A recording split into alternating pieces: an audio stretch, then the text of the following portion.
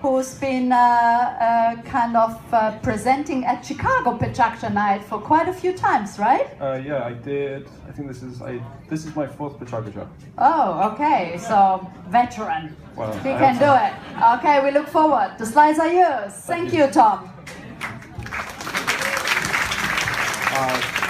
Konnichiwa.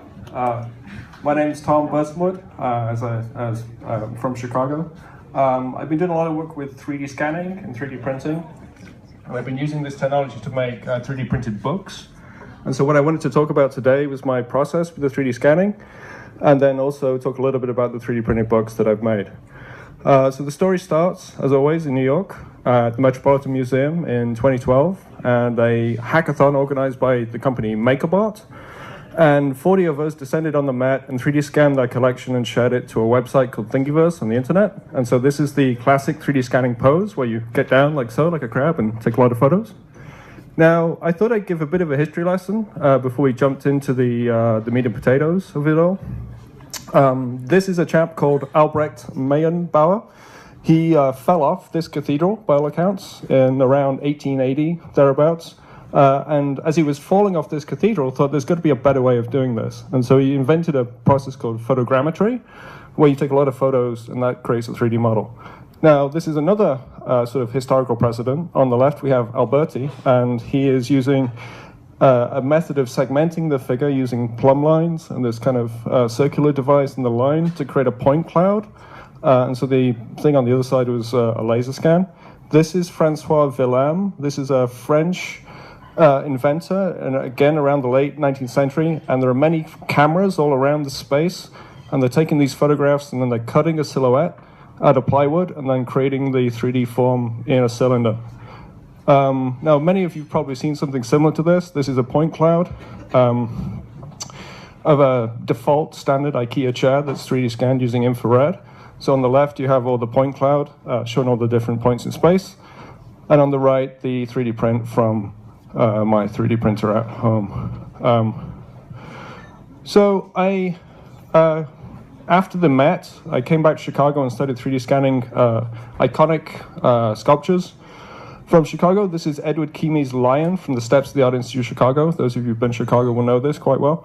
And I was really surprised at the quality of scans you could get from a digital camera, right? So if you have a digital camera, you have a 3D scanner. If you have an iPhone, there's an app for that, you know. So I thought it'd be fun to make a 3D printed book. After all, art history books, you read them, right? And you have photographs of sculptures, and you can't see them in the round. And so I thought it'd be fun to make a book where you could touch and feel and get a sense of the thing. And I was thinking a lot about the offset, the depth of the pieces. And so it occurred to me to use the accordion book, the Orahon, yeah? And so that's why it's really nice to be here in Tokyo today to present this. And so it's modular, joins together. So this is an image of me at the Art Institute. So at the museum, I did a residency right after Orahon was published. So this is my studio with a nice Ellsworth Kelly in the background. And then on the bottom right, one of my MakerBots printing a sculpture of this Roman piece here. So while I was at the Art Institute, I published my second 3D printed book, Folium. This is my favorite quote in the media about my work ever, right? 3D printed book that lets you touch precious art with your grubby meat hooks. Any Invader Zim fans in the house? No? Okay, all right, well that's the new one for you. Netflix it.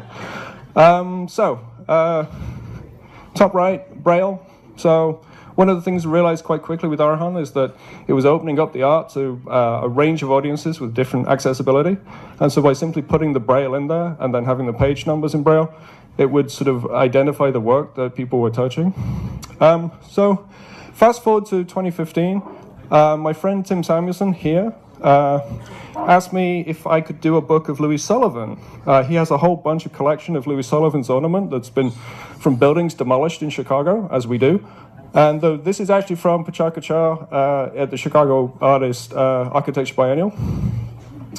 So what you see here on the left is a Louis Sullivan building that's known as the Barbie House that was demolished in 1963, I believe, to make way for a parking lot. Just let that hang for a second.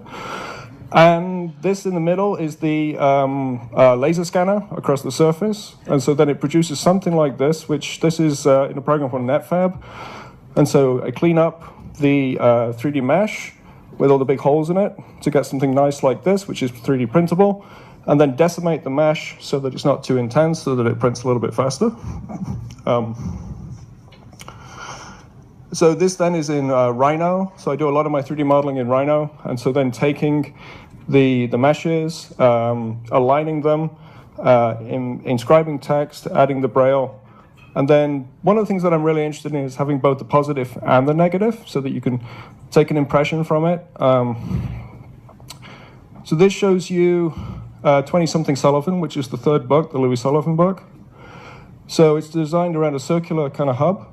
The pages are about 220 millimeters tall by 220 millimeters across and about a range of depths. So you have the original Barbie house terracotta.